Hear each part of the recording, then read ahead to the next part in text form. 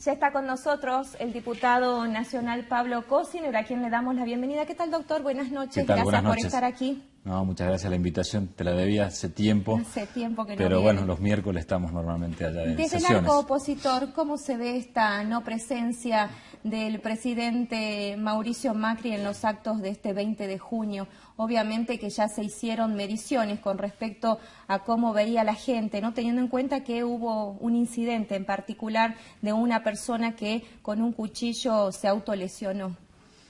Sí, yo te puedo dar por ahí mi posición personal. No es buen dato que un presidente de la Nación no pueda moverse libremente en su territorio para compartir con la gente a la cual él representa una fiesta patria, en este caso el Día de la Bandera. Yo creo que tenemos que hacer todos los esfuerzos para volver a ser o para llegar a ser un país normal en donde eso tiene que ser sin discusión. Creo que si hoy estamos discutiendo las dificultades de un presidente de la Nación, sea por amenazas o sea porque él no se sienta cómodo ante sospechas de que puedan haber reclamos, si un presidente no puede ir a una fiesta patria a compartirlo en el lugar donde tiene que estar institucionalmente, sea Macri o sea quien fuese, estamos en problema como sociedad. Claramente eso es lo que nos tiene que llevar a un punto de reflexión.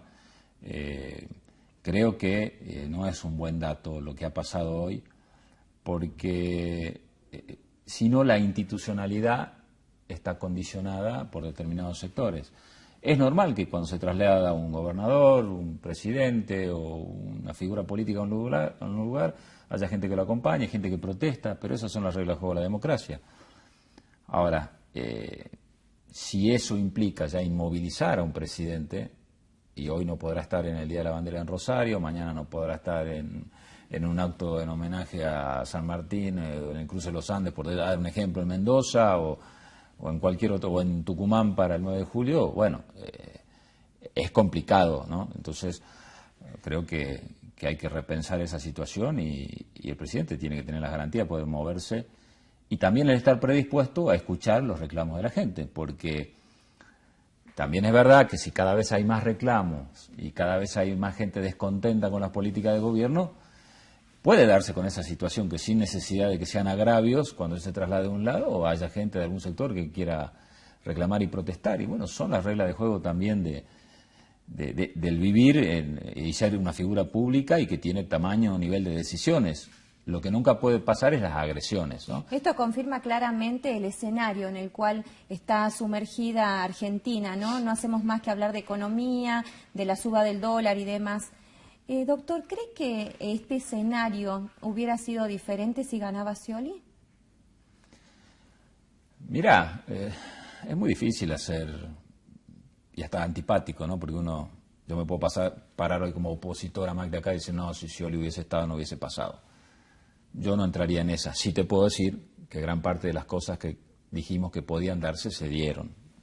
Claramente, cuando hablábamos de la posibilidad de la escapada del dólar o las devaluaciones o una política muy vinculada a lo monetario y no vinculada al desarrollo productivo o industrial, se dieron. Creo que sí, los que conocemos a Macri y los que conocemos al equipo económico que él tiene, no nos hemos sorprendido porque le haya optado por un modelo liberal económico en donde, vos dijiste, hablamos de tasa de interés, hablamos de dólar, hablamos de los créditos del mercado internacional, o sea, es una economía entregada al sistema financiero. Confía en que inyectando más dinero en los sectores que más tienen, derrama eso en la economía. Eso ha fracasado, hasta el día de hoy no ha dado resultados positivos. Entonces, eso nosotros lo advertimos que podía darse en la Argentina, pero no por una cuestión que éramos adivinos. La línea económica de ese equipo llevaba a esto. Creo que al gobierno lo que le falta, que tiene gente dentro del gobierno orientada a una visión mucho más desarrollista, mucho más industrial, pero que hoy no tienen peso. La Argentina tiene que dar un vuelco a ese tipo de economía.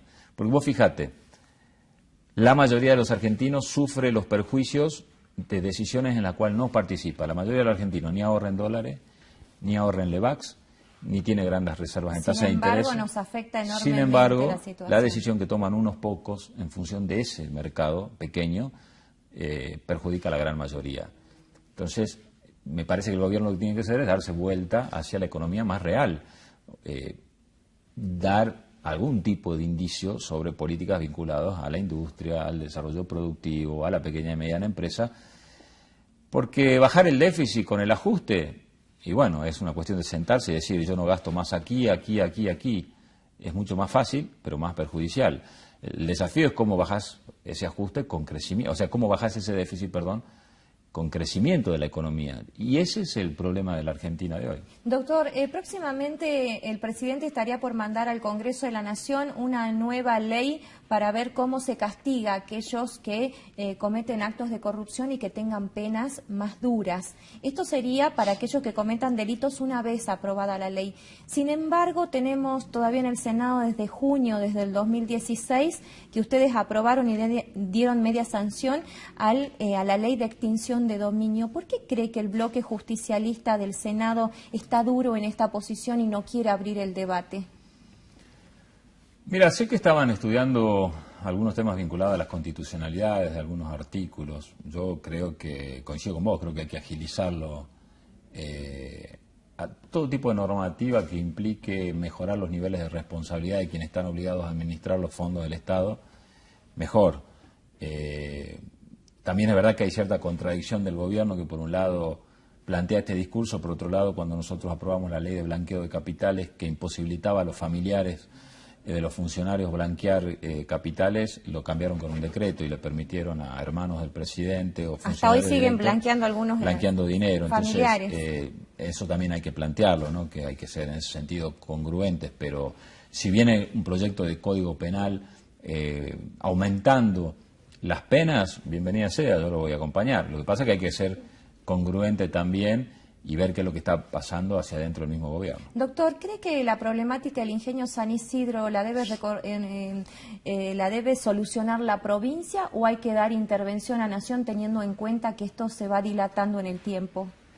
Todo lo que tengamos para aportar tenemos que involucrarnos. De hecho, ayer yo estuve reunido en Casa de Salta con el gobernador Urtubey y él terminaba la reunión y se iba de hecho se entrevistó con el ministro Triaca para tratar el tema o sea, que el gobernador se ha involucrado directamente, porque acá, por más que la problemática de los ingenios del sector azucarero o las problemáticas del sector frutícola, como puede pasar en Río Negro con la manzana, o como puede pasar con el vino en Mendoza o en Salta o determinados sectores, dependan de condiciones económicas generales, quienes gobiernan en cada uno de los lugares no pueden decir, bueno, si el gobierno nacional no acierta en la política económica, es un problema que los ingenios estén así por el gobierno nacional. No, vos sos gobernador de Salta y tenés la responsabilidad de involucrarte. Entonces, a mí me parece bien que cada uno aportemos lo necesario y lo justo para poder ¿Cuál fue la resolver. respuesta del Ministerio de Trabajo de la Nación? Bueno,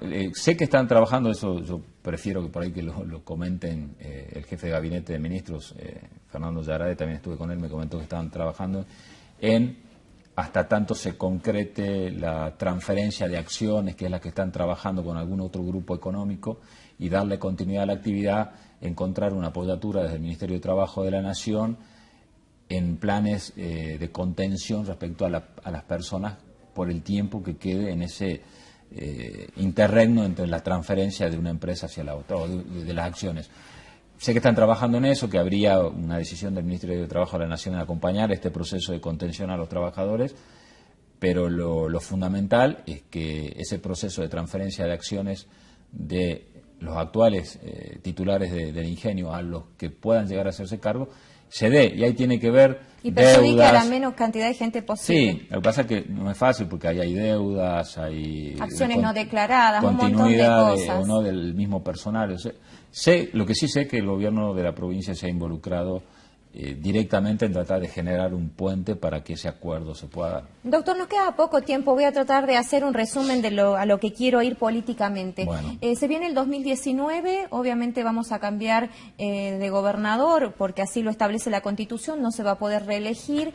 El gobernador tiene intenciones de ser candidato a presidente, y aquí se plantea algo que siempre es un debate en Salta con respecto al desdoblamiento de elecciones, si la hacemos con Nación o las unificamos, que ya tuvimos ese sistema. Ahora, en caso de unificar, Salta ¿podría encaminarse hacia sacar el voto electrónico para poner la boleta papel para todas las categorías?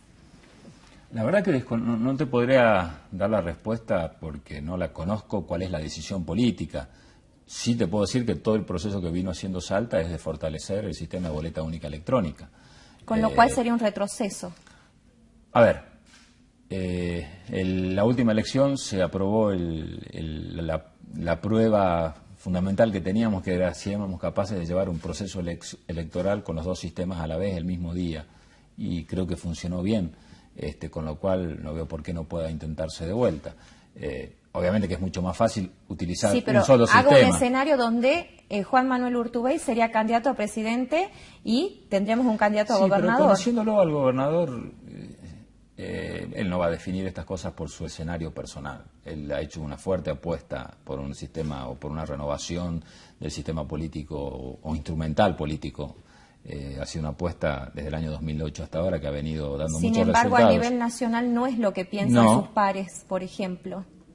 No, obviamente, porque por algo el proyecto que nosotros teníamos de implementarlo a nivel nacional no ha funcionado, porque hay temores todavía de la dirigencia política de empezar a dejar de lado los aparatos tradicionales y blanquearse en la relación con la gente directamente sin ningún tipo de intermediarios.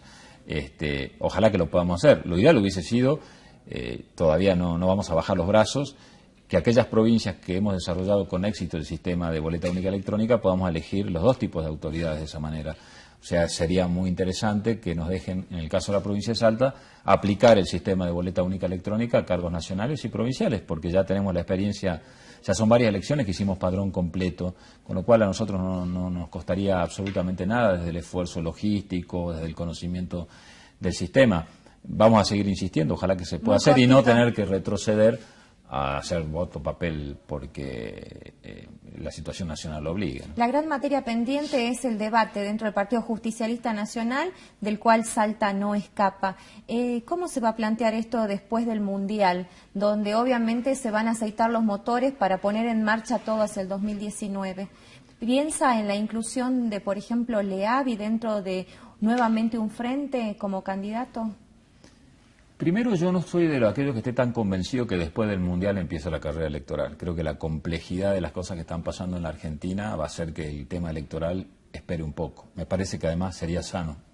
Yo creo que si nosotros después del Mundial empezamos a hablar de las elecciones, estaríamos hablando un lenguaje totalmente inentendible para la mayoría de los salteños y de los argentinos. Me parece que los problemas que pasan en la Argentina, y de hecho obviamente tienen repercusiones en la vida económica de la provincia, son de tamaña preocupación de que no hay margen para hablar de las elecciones. Creo que el proceso electoral definitivamente se va a ir empezando a acelerar sobre fin de año, lo que no quiere decir que se hable, que hablemos obviamente de los temas, pero sería hasta irresponsable entrar en un ritmo de campaña electoral. ¿Leavi vuelve al PJ Lo de o al Leavi frente? es una decisión que la tiene que tomar él. Me parece que él representa un sector político que ha trabajado durante mucho tiempo junto con nosotros en el mismo frente, que por alineamientos nacionales no ha estado con nosotros en la última elección, pero sigue dialogando mucho. Ojalá que podamos encontrar un punto de acuerdo, pero yo creo que más depende hoy de ese sector de Unidad Ciudadana, si realmente va a volver a trabajar dentro del espectro del Partido Justicialista o no. Lo veremos con el tiempo.